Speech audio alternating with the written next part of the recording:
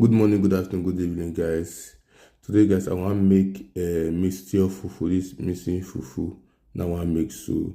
This is so I just know my children like fufu also with me, and my mommy we like fufu as well. Then I make fufu. And this fufu and always make so now with fire and always they use like with this will not be microwave as well.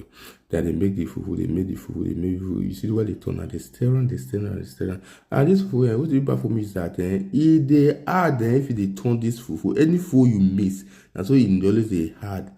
I use plantain, cocoyam, and fufu flake, that is potato flake, and also with starch, a little bit of starch as well.